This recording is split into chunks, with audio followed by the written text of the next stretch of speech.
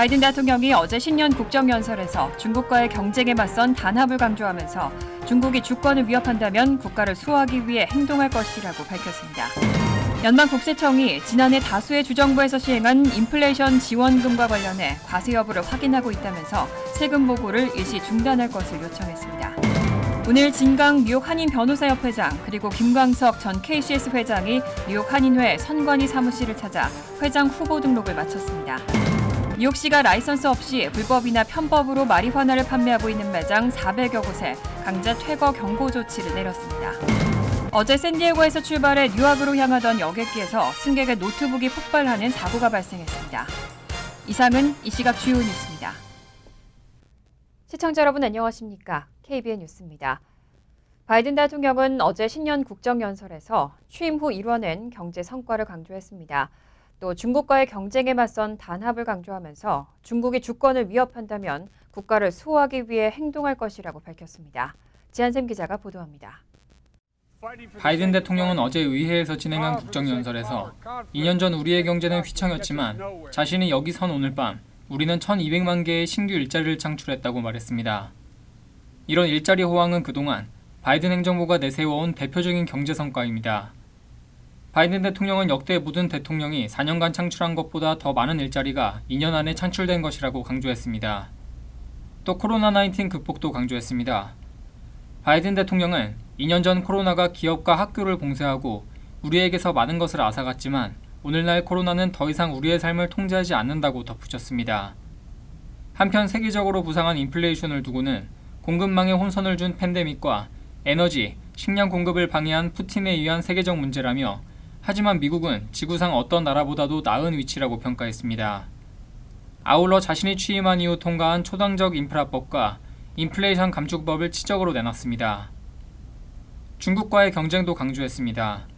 바이든 대통령은 자신이 취임하기 전에는 중국이 어떻게 힘을 키우고 미국이 어떻게 세계에서 몰락하는지가 주로 이야기됐다며 더는 안 된다고 경고했습니다. 아울러 미국과 세계의 이익을 증진하는 분야에서는 중국과 협력할 것이라면서도 지난주 우리가 명확히 보여줬듯 중국이 주권을 위협한다면 국가를 수호하기 위해 행동할 것이고 그렇게 했다고 강조했습니다.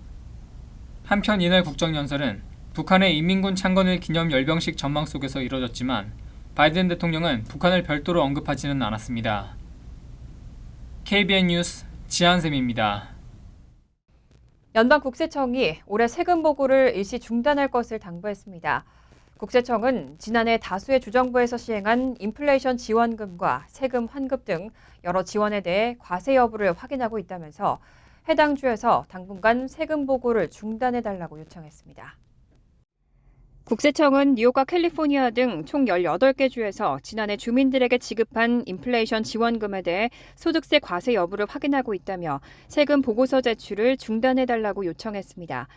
IRS는 각 주에서 수백만 명의 납세자가 소득세 또는 재산세 환급 같은 다양한 유형의 특별 지원금을 받았다며 주 정부에서 자체적으로 발행한 지원금의 종류가 워낙 다양하고 규정이 복잡해 이를 모두 취합하는 데 어려움이 있다며 이번 주까지 새 가이드라인을 제공할 예정이라고 밝혔습니다.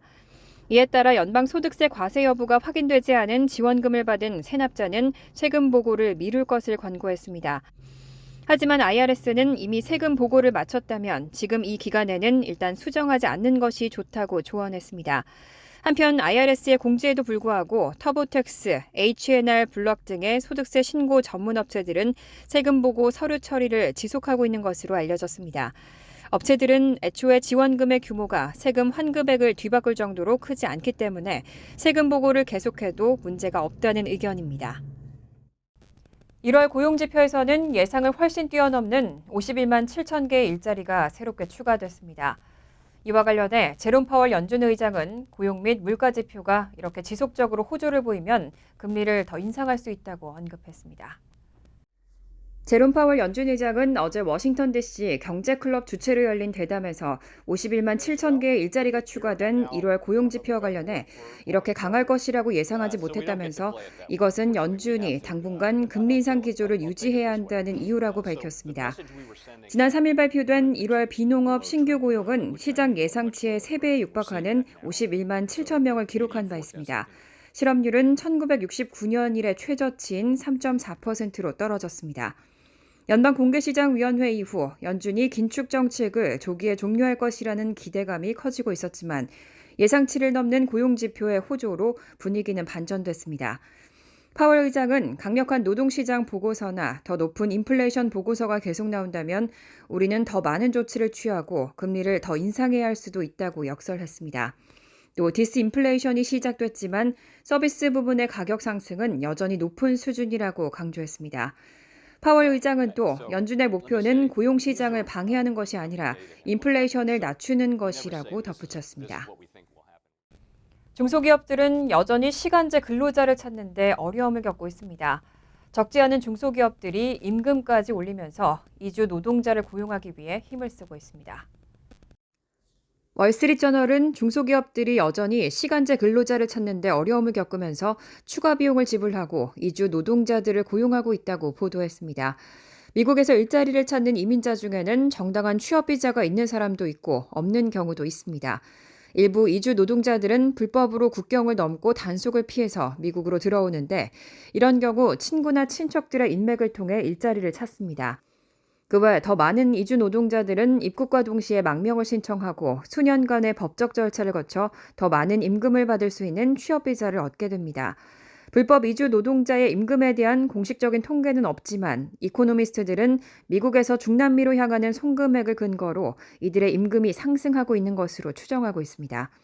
세계은행은 지난해 중남미로의 송금 금액이 9% 증가한 1,420억 달러에 달한 것으로 추산했습니다.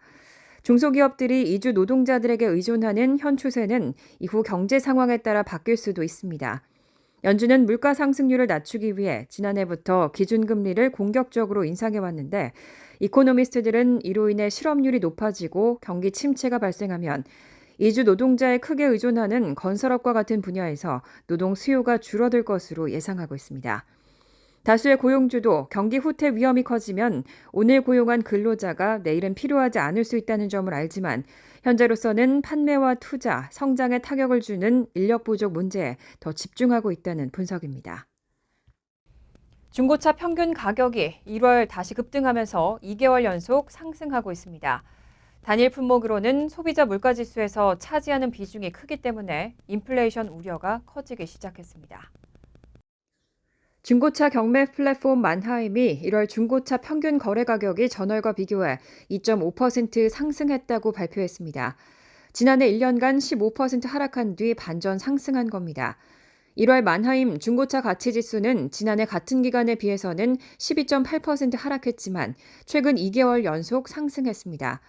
인플레이션 인사이트의 오마르 샤리프 대표는 시장은 인플레이션이 정점을 찍었다고 판단하지만 중고차 시장은 엉뚱한 방향을 향해 가고 있다고 평가했습니다.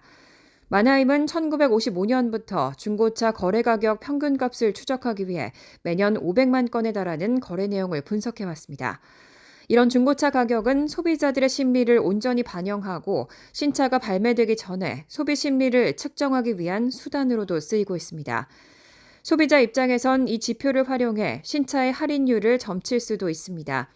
또 소비자 물가지수에서 차지하는 비중도 커서 중고차 평균 가격은 변동성이 큰 식료품과 에너지를 제외한 근원 소비자 물가지수를 측정하는 데 4.5%를 차지합니다. 샤리프 대표는 중고차 평균 가격이 1%포인트 상승하면 소비자 물가지수도 5%포인트씩 올라간다고 설명했습니다. 최대 렌터카 업체인 허치의 스테판 쉬어 최고 경영자는 지난 5주 동안 경매장과 소매점에서 거래되는 중고차 가격이 오르기 시작했다며 지난 4주간 회복세가 뚜렷했다고 밝혔습니다. 뉴욕 한인회장 선거가 경선으로 치러지게 됐습니다. 오늘 진강 뉴욕 한인 변호사협회장 그리고 김광석 전 KCS 회장이 선관위 사무실을 찾아 후보 등록을 마쳤습니다. 지난 2009년 이후 무려 14년 만의 경선입니다. 보도에 지한샘 기자입니다. 오늘 오후 김광석 전 KCS 회장이 뉴욕 한인회 선거관리위원회를 찾아 뉴욕 한인회장 선거 후보자 등록 서류를 제출했습니다. 김광석 전 회장은 지난 30년 동안 KCS에서 봉사한 경험을 바탕으로 어린이부터 노인까지 모두가 참여하는 한인회를 만들기 위해 출마를 결심했다고 밝혔습니다. 그때는 한 20만 정도 대상으로 서비스한 것 같은데 한인회는 크잖아요, 넓고 50만을 이제 하니까 그분들을 좀 섬기고 싶고 또 어린이부터 노인까지 참여할 수 있는 그 한인회 그런 정도에서 토대를 잘 만들면 그 후대들도 잘 사용할 수 있고. 김관석 전 회장은 한인회 시스템을 재구축하고 한인회의 오랜 수건 사업인 회관 재건축을 위한 위원회를 구성해 좋은 대안을 마련하겠다고 밝혔습니다. 시스템을 재구축할 수 있는 그런 위원회 그리고 좀 더 나아가서 지금 항상 그 건물에 대한 문제가 있는데 그것을 재건축할 수 있는 조사위원회를 만들어서 대안을 여러 가지 만들어 이사에다 보고하고 또 한인회도 이렇게 공청회를 해서 제일 좋은 대안으로 진행할 수 있는 그런 토대가 되는 그런 일은 해야 되지 않겠는가. 김 전 회장은 김용철 선대본부장, 류재봉 부본부장, 사무총장에는 김성진 씨로 선대본부를 구성했습니다. 한편 오늘 오전 진강 뉴욕 한인 변호사협회장도 선관위를 찾아 후보자 등록을 마쳤습니다. 진강 변호사는 선대위원장에는 김영환 뉴욕 한인회 이사장을, 부위원장 김수현 변호사, 이 에스더 회장, 사무총장에 이준영 변호사로 선대본부를 구성했습니다. 오늘 제출된 두 후보자의 서류는 선관위의 검토 작업을 거치게 되고 등록이 완료되면 오는 18일 기호 추첨을 시작으로 선거운동에 들어갑니다. 회장 선거는 오는 3월 5일 뉴욕 일원 10개 투표소에서 실시됩니다. KBN 뉴스 지한샘입니다. 뉴욕시가 라이선스 없이 불법이나 편법으로 마리화나를 판매하고 있는 매장 400여 곳에 강제 퇴거 경고 조치를 내렸습니다. 또 무면허 마리화나 판매업소 4곳은 미성년자에게 마리화나를 판매한 혐의로 형사소송 고발장을 받았습니다. 어제 에릭 애담스 뉴욕시장과 엘빈 브렉 맨하탄 검사장은 기자회견을 통해 뉴욕시에서 불법 편법으로 마리화나를 판매하고 있는 매장 400여 곳에 강제 퇴거 경고 조치를 내렸다고 발표했습니다. 애담스 시장은 라이선스 없이 마리화나 판매업소를 운영하는 것은 엄연한 불법이라며 뉴욕주에서 마리화나를 합법화한 이후 성행하고 있는 무면허 판매업소들에 대한 본격적인 단속을 예고했습니다. 한편 뉴욕시경은 맨하튼 이스트빌리지 등을 관할하는 구경찰서 구역 내 무면허 마리화나 판매업소 4곳을 상대로 형사소송을 위한 고발장을 제기했습니다. 특히 이 4곳 업소는 미성년자에게 마리화나를 판매하다 적발됐기 때문에 법에 따라 영업 정지 처분이 내려질 수 있도록 확실한 조치를 취하겠다고 밝혔습니다. 브레그 검사장은 또 매장 400여 곳에 발송된 강제 퇴거 경고문에서 상업용 세입자가 불법 거래 또는 사업에 종사할 경우 랜드로드는 세입자의 강제 퇴거 절차를 시작할 것을 촉구하고 추후 강제 퇴거 소송을 취하지 않을 경우 랜드로드들에게도 형법상 책임이 전가될 수 있다고 경고했습니다. 현재 뉴욕시에서 불법적으로 마리화나를 판매하고 있는 매장은 약 1,400곳으로 추정되고 있습니다.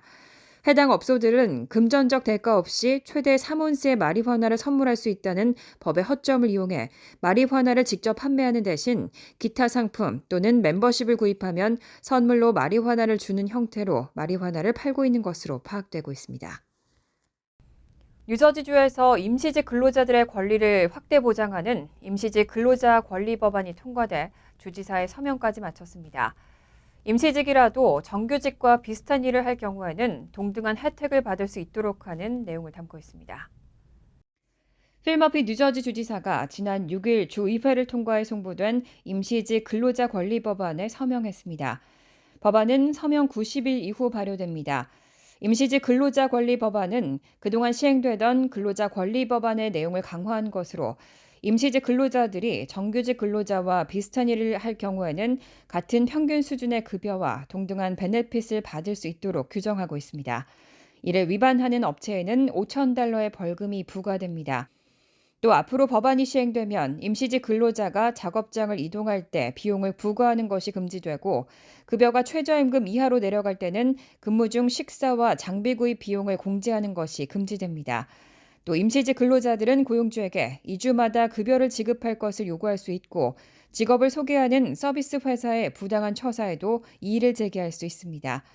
머피 주지사는 임시직 근로자는 그들의 인종과 거주 신분과 관계없이 뉴저지주 노동인력의 핵심적인 부분이라며 이번 임시직 근로자 권리 법안이 발효되면 임시직 근로자들도 기본적인 보호와 존엄을 인정받게 될 것이라고 밝혔습니다.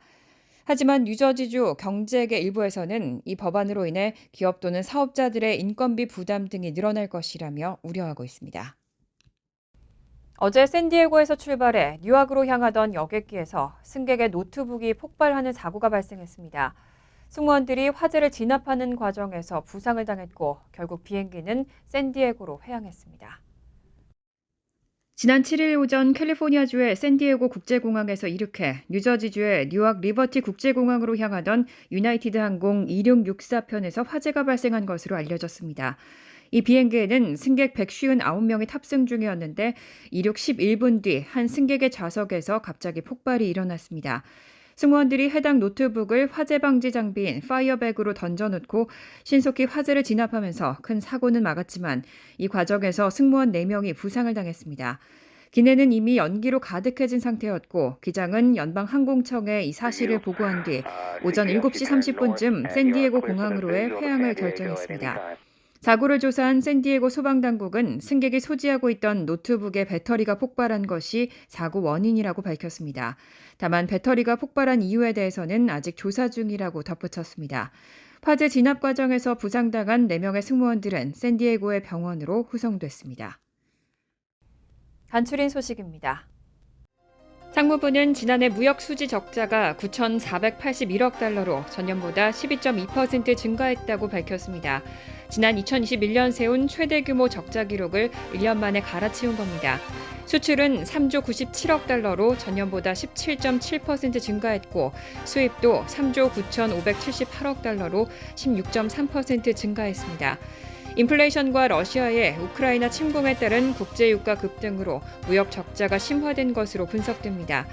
강달러 현상으로 미국의 소비자들이 수입품 소비를 늘린 것도 적자를 늘리는 데 일조했습니다. 바이든 행정부의 학자금 부채 탕감 행정명령에 대한 연방 대법원의 심리를 앞두고 공화당 소속 연방의원 171명이 학자금 탕감 행정명령 시행에 반대하는 법정 의견서를 제출했습니다. 공화당 소속 연방 하원 의원 128명과 연방 상원 의원 43명은 지난 3일 연방 대법원에 바이든 행정부의 학자금 부채 탕감 행정명령에 반대하는 법정 의견서를 제출했습니다. 공화당 의원들은 바이든 대통령의 학자금 부채 탕감 정책이 위헌이라고 주장하며 반대하고 있습니다. 대법원은 오는 28일 양측의 구두 변론을 들을 예정이고 대법원의 결정은 6월 전까지 나올 것으로 예상됩니다. 뉴저지 커뮤니티 어페어스국에 따르면 지난달 17일부터 이달 3일까지 진행한 섹션 8 대기자 신청 접수에 14만 1,413명이 지원했습니다. 커뮤니티 어페어스국은 전체 지원자를 대상으로 추첨을 통해 2만 명을 선정하게 됩니다. 경쟁률은 약 70대 1 수준입니다. 대기자 선정 결과는 오는 24일 웹사이트를 통해 발표되고 신청자들에게 개별적으로 이메일로 선정 여부가 통보됩니다. 섹션 8 바우처 소지자는 가구 소득의 30에서 40%까지만 주택 임대료와 공과금으로 지불하고 나머지는 연방정부로부터 보조금을 지급받게 됩니다. KCC 한인동포회관은 튀르키예 남부 시리아 국경 지역에서 발생한 규모 7.8의 강진으로 피해를 입은 튀르키예 국민들을 돕기 위해서 인도적 지원을 위한 모금운동을 실시합니다. 1차 모금 기간은 2월 7일부터 오는 2월 28일까지이며 추후 2차 모금운동을 통해 모은 전액을 튀르키예 커뮤니티 센터를 통해 지진 피해를 입은 튀르키예 국민을 도울 예정이라고 밝혔습니다. 환율과 증권 소식입니다.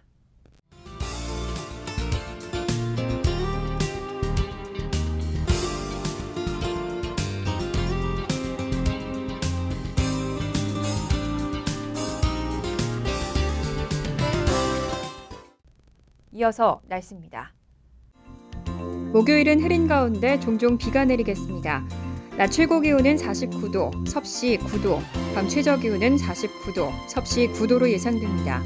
금요일은 화창하겠습니다. 토요일도 화창하겠습니다. 이상으로 KBN 뉴스를 마칩니다. KBN과 함께 즐거운 저녁 되시기 바랍니다.